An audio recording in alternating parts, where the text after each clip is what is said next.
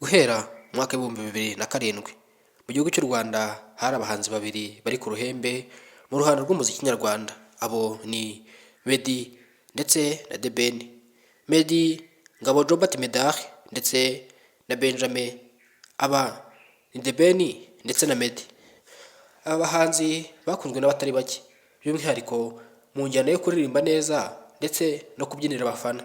Cyane cyane Meddy wari umuhanga mu kubyina cyane, wakunzwe n'abatari bake. Uyu munsi wa none ni Meddy wagiye muri gospel. Gusa guhera mu mwaka w'ibihumbi bibiri na makumyabiri na rimwe yaje kuba ajya mu njyana ya gospel. Hanyuma birangira abanyarwanda bafataga Meddy na The Ben nk'abahanzi bahanganye, ari Bruce Melody ubyinjiyemo.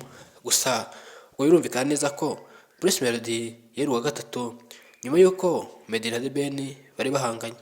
Ibi byose kandi ni abahanzi b'abahanga bagerageje kubyorganiza ndetse bakundwa n'abatari bake.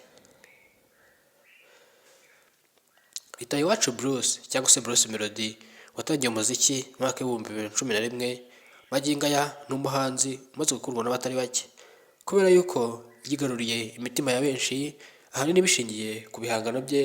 N'ibihangano byakunzwe n'abatari bake, cyane ko umuhanzi Bruce Melody yanatwaye amarushanwa akomeye nka Primus Guma Guma Superstar 2018 ndetse na Salax Award n'ibindi bihembo bikomakomeye ku ruhando rwa Afurika.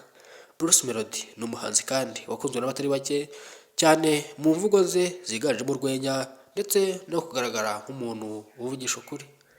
Uyu munsi wa none Bruce Melody ndetse na The Ben ni abahanzi bahanganye cyane cyane mu miririmbire yabo ndetse no mu bafana, cyane ko ari abafana babiri bari ku ruhembe mu ruhando rw'imyidagaduro, cyane cyane mu njyana yo kuririmba mu Rwanda. Ahanini bituruza kuba ari abahanzi b'abahanga kandi bahanganye mu buryo bwose bushoboka. Iwacu Bruce ni umuhanzi kandi wakunzwe n'abatari bake guhera mu myaka ya 2015. Ahanini ibijyanye no mu ndirimbo yagiye asohora zitandukanye zakunzwe n'abatari bake, zikaba ari n'indirimbo yifashishije mu marushanwa ya Primus Guma Guma Superstar mu nshuro zose yitabiriye aya marushanwa, kugeza aho yayatwaye mu mwaka w'ibihumbi bibiri na cumi n'umunani. Ni nabwo byari ku nshuro ya nyuma Primus Guma Guma Superstar ibereye mu Rwanda. Mu minsi yashize umuhanzi Bruce Melody ndetse na The Ben baje kuba bagirana imikoranire mu masezerano yo kuba batangira gukorana ibitaramo. Ubwo byari ahagana mu matariki ya mbere y'umwaka w'ibihumbi bibiri na makumyabiri na gatandatu.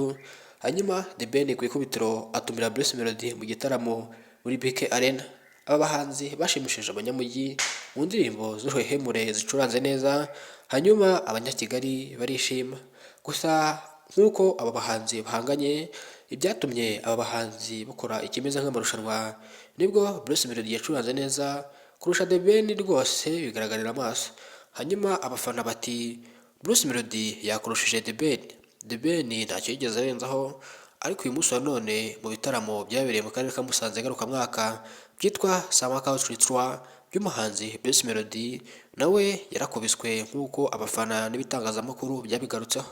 Umuhanzi Bruce Melody wagiye kurushanwa na The Ben mu bitaramo bye, ubwo birumvikana neza ko The Ben yatumiye Bruce Melody mu bitaramo by'intangiriro z'umwaka wa 2026. Gusa muri iyi mpeshyi y'uyu mwaka umuhanzi The Ben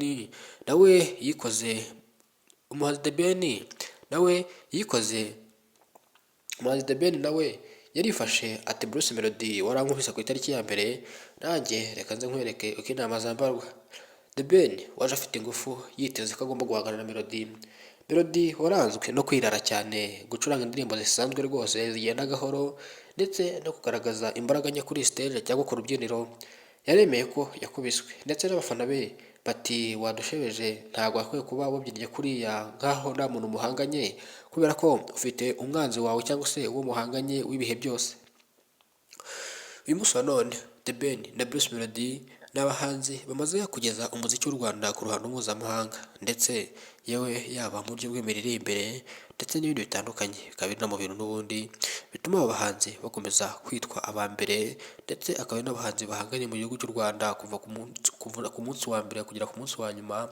Ni abahanzi kandi bakundwa n'abatari bake, cyane ko bafite abafana akangari n'akangari.